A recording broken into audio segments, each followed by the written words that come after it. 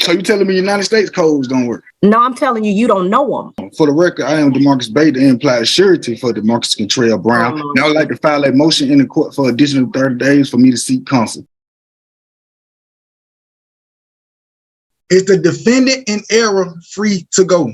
My name is not spelled in all capital letters. Matter of fact, I filed Mr. Bay. All right, folks, buckle up, because this is one of the most bizarre courtroom performances you'll ever see. A man walks in absolutely certain he's unlocked the secret code of the legal universe. He's not Mr. Brown. He insists. He's DeMarcus Bate, beneficiary for DeMarcus Brown. We're 30 seconds in, and it's already off the rails. But wait, it gets better. He doesn't just bring his own brand of sovereign citizen chaos. He decides to tag in one of his buddies, as if two confused self-appointed legal experts can somehow outsmart the court. Spoiler, they can't. What follows is a masterclass in delusion, a duo so lost in their fantasy of legal wizardry that they forget the one truth every courtroom runs on. Reality always wins. All right, DeMarcus Contrell Brown. Your Honor, we were representing him, but we are going to be submitting a withdrawal to you. You should have it shortly. All right, Mr. Brown, are you represented by somebody else? Yeah. For the record, I am DeMarcus Bay, the implied surety for DeMarcus Contrell Brown. And I would like to file a motion in the court for additional 30 days for me to seek counsel. Okay, so Mr. Bay, Yes. aka Marcus Contrell Brown, so you're seeking a continuance to get new counsel? Yes. Okay, do you have someone in mind, sir? I not right now. I'm seeking counsel. Okay, so here's the thing. I'm going to give you a continuance for 30 days, or I'm sorry, until January 5th. But by that time, you need to have counsel on board when they come back so that they can talk to the state to determine if there's anything they can work out on your case, or if they need to get all of the information necessary for a trial, if that's what you choose to do. So by January 5th, I will expect that you will have counsel. Well, I have paperwork on the docket that haven't been rebutted. I have affidavits of truth that haven't been rebutted. Okay, sir, we don't do affidavits. People have to appear in person because there's a confrontation clause in the United States Constitution that says witnesses, you have the right to confront witnesses in person. So we don't do affidavits, okay? If you have witnesses that are going to present testimony or evidence on your behalf, then you have to have them come to court, be sworn in, and testify at that time, okay? So we're not doing any dismissing and all of that stuff. No, sir. When you get your counsel, they'll be able to discuss it with the state, and then y'all can present whatever to the court. And the accusing deputy must be present too, right? Okay. So the people always say that, but here's the thing. The state gets to choose whatever witnesses they wish to bring, just like your side gets to choose whatever witnesses you wish to bring. You can't rely on them to bring the person that you want. So if you want to subpoena someone to appear for trial, then you need to subpoena them. You cannot rely on the state to bring your witness. Okay. Okay. I got you. So, all right. Anything else? And jurisdiction can't be challenged at any time, right? No, sir. Jurisdiction rests with this court because this is where the locus of the incident is. Alert. It absolutely does not. The judge, bless her patience, has clearly seen this show before. The moment he launches into talk about affidavits of truth and jurisdiction, she stops him cold. Calm but firm, she spells it out. Affidavits don't replace testimony, and jurisdiction is not a negotiation.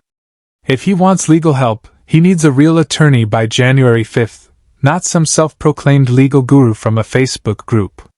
But of course, he doesn't stop. He waves his so-called unrebutted affidavits, like they're golden tickets to freedom. And when that collapses, he retreats to the sovereign citizen's favorite broken record. You don't have jurisdiction.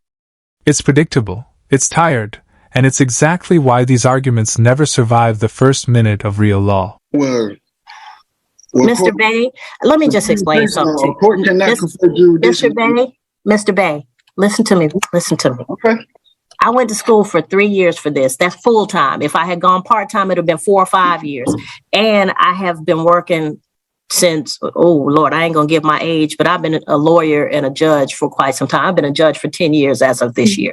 A lot of times people come before me because they've learned stuff from other people, or they've gone online, or they've read it themselves. But I tell you, it doesn't work the way you think it works. And so there's a set of statutes, cases, procedures, all of those things that we have to learn. In fact, let me show you something. Well, how do you have? Wait. You see this book right here? This is just this year's edition of all the stuff that I have to be able to find to figure out what's going on in your case. This is just this year's edition. And I got a book like this that includes evidence and procedure. I got a whole wall of books. So when you come in here challenging jurisdiction and all of this stuff people have taught you, it's not books. Can I show you my Black Law Dictionary? No, sir. Because Black's Law, that's a dictionary. That's not the full case. You know, you come in with all of these ideas about how you think the law works, but every lawyer in here has done at least 3 years of law school and trainings, trials, all of those things. So you're not going to change the way we do things. So the best thing to do is to get an attorney who can talk to the state about your case, and then we can get this resolved. Your case is pretty simple. You got traffic offenses.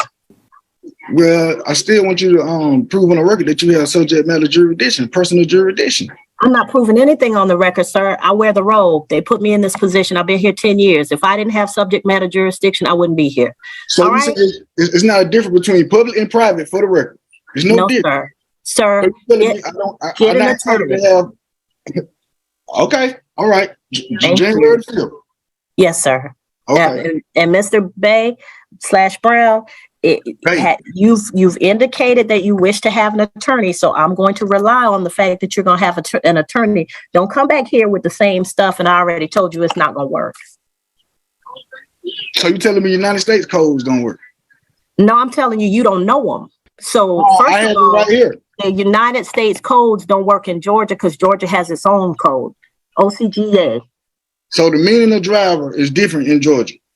Yes, sir. But according to 49. Mr. Bay, I'm not doing this with you. Get an attorney. Okay. Thank you, sir. You're free to go. We'll see you on January 5th at 11 a.m. At this point, it's like watching someone try to unlock a vault with a banana. Wildly entertaining, but utterly pointless. You can't look away, even as the train wreck unfolds in slow motion. And honestly, it makes you wonder, do these people genuinely believe they've discovered some hidden legal loophole that every judge, lawyer, and court in America somehow missed? Or are they just desperately stalling, clinging to fantasy while reality closes in?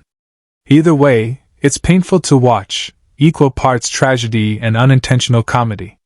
And just when you think it can't possibly get any stranger, the judge steps in, ready to bring the circus back under control.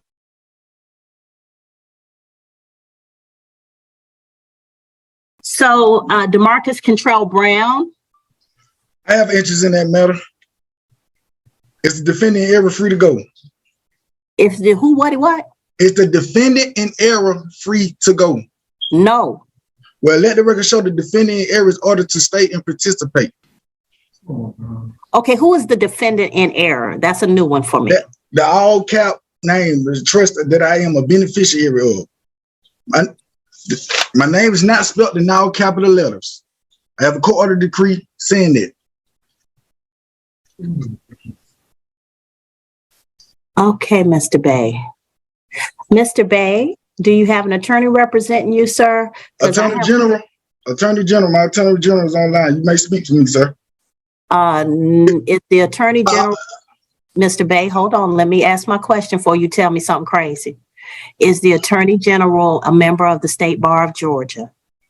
I'm a non-state actor. I'm a foreign national. Matter of fact, I filed Mr. Bay. Oath of office. Mr. Bay, I don't care if you were Alexander Putin, the premier of Russia. If you are in Georgia and you're represented by an attorney, that attorney would have to be a member of the State Bar of Georgia. Foreign national or not. Just as if you went to another country and you had an attorney represent you, that attorney would have to meet the requirements of that country and of that state. Okay, Mr. Attorney, Mr. Bay, hush. Mr. Attorney General. I'm trying to set a record. Mr. Bay, Mr. Attorney General, are you a member of the State Bar of Georgia? You want to unmute for me? Speak, bro. You know. The judge makes it crystal clear. Georgia runs on Georgia law, not whatever random legal fantasy this man copy-pasted from Google. But he doesn't stop. He keeps firing off codes and statutes like he's reading winning lottery numbers, while the judge stays calm, composed, and completely unmoved. And believe it or not, that's just the warm-up. Because next, this man decides to call in his secret weapon, his so-called Attorney General. And that's when the courtroom officially derails. The moment this guy steps forward, you can practically feel the collective eye roll ripple through the room. He's not licensed, not trained, not qualified, just another self-appointed sovereign guru armed with a briefcase of nonsense and a head full of Google law delusions. The judge, to her credit, gives him a moment to speak, and in that moment, the circus truly begins. What's going on is he's a member of a foreign state corporation, basically doing business in Georgia. So Okay, basically, sir, that's not what I asked you. No, sir. I get what you're saying, man. No, and I get what you're saying, but we're not doing that because that's not how we operate. Those are not the laws under which I am required to conduct court. So we either gonna do it my way or we're gonna put you on the calendar. We understand the rules of the court. I got you. Okay. Are you a member of the State Bar of Georgia? No, I'm not a member of the Bar of Georgia. Okay, what I'm trying to realize he can represent himself. You need to take consideration on that matter on how he's doing business in Georgia. He can represent himself, or he can be represented by a member of the State Bar of Georgia. But he cannot have you represent him or purport to represent him. Okay, that's not going to work. All right. So, Mr. Bay, do you wish to choose someone who is a member of the State Bar of Georgia to represent you, or do you wish to represent yourself? I invoke my right to remain silent as the beneficiary of Demarcus Cottrell Brown estate. Okay, sir. So, sir, you're invoking your right to remain silent, which means that you do not wish to enter a plea that I plead to be released. That would resolve your case today. As such, the court is going to enter a plea of not guilty for you. You cannot practice law from the bench. Violation 28 U.S.C. 454. Judge practicing law from the bench. And put you on a trial court, on a trial calendar so that your case may be heard at trial. I object. All right, sir. Thank you. You'll get notice in the mail if anything changes about your changes about your address, then you can go ahead and let us know by coming in. I demand an evidence hearing. You will have that at the time of the trial, evidence hearing. You're not going to have an evidence hearing today because that's not what we're here for. This is dishonorable. I got your oath, Tammy Long. Hey. So, Mr. Bay, I'm going to enter a plea of not guilty on your behalf. You'll have a trial at which time you can have an evidence hearing. You'll get notice in the mail. Violation of Article 6, Section 2 of the Constitution. Your notice in the mail, then you can appear for hearing with whatever evidence that you wish to present. Although you are not required to present any evidence or testimony because the state has the burden of proving the case against you. Thank you, Mr. Brown. You're free to go at this time. All right, Kevin Jermaine Burrows. Probably out of sheer curiosity, the judge lets this self-proclaimed Attorney General speak, and he dives headfirst into the usual nonsense about how the court has no jurisdiction over a flesh and blood man. Same script, different actor. It's like watching a bad sequel to a movie nobody asked for. But the judge doesn't flinch.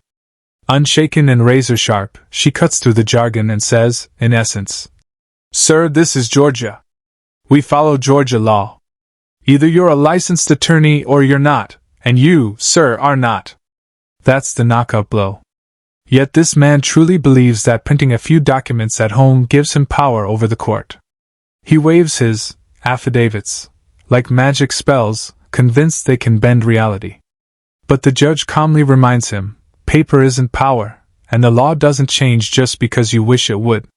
Meanwhile, the defendant stands beside him, looking like this is all part of some master plan, as if his buddy's about to pull off a legal miracle. Instead, it's one awkward stumble after another. The judge ends it decisively, sets the next date, and makes it clear the case will move forward, with or without their consent. Their faces say everything. They came in expecting to topple the system, and left realizing the system didn't even blink. Not a crack, not a dent, just another day in court where sovereign fantasies meet their quiet, inevitable end.